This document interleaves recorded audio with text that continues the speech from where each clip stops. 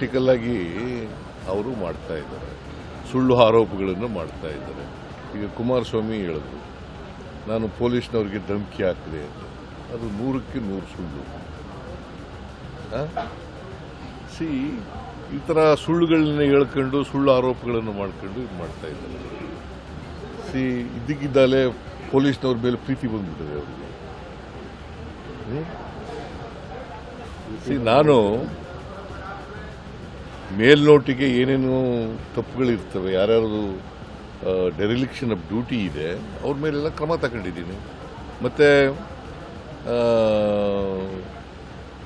ಅವ್ರು ಪೊಲೀಸ್ BJPಯವರು ಏನು ಡಿಮ್ಯಾಂಡ್ ಮಾಡ್ತಿದ್ರು, RSS JDSನವರು ಮತ್ತು BJPಯವರು ಕುಮಾರಸ್ವಾಮಿ ಏನಂತ ಮಾಡ್ತಿದ್ರು, ಜುಡಿಷಿಯಲ್ ಎಂಕ್ವೈರಿ ಮಾಡಿದಿತ್ತು. ಜುಡಿಷಿಯಲ್ ಎಂಕ್ವೈರಿ ಕಾನ್ಸ್ಟಿಟ್ಯೂಟ್ ಮಾಡಿದ್ದೀವಲ್ಲ,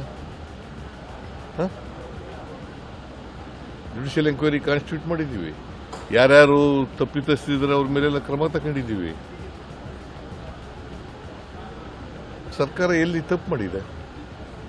ರಾಜಕೀಯವಾಗಿ ಹೇಳ್ತಾ ಇದ್ದಾರೆ ಅವರು.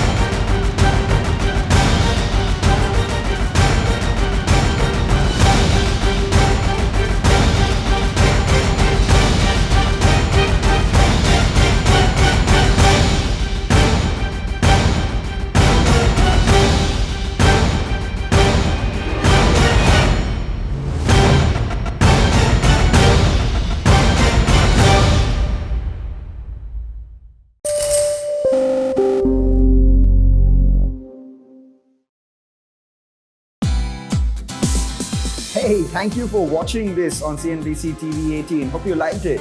For more such interesting news and updates, follow CNBC TV 18 on all the social media platforms.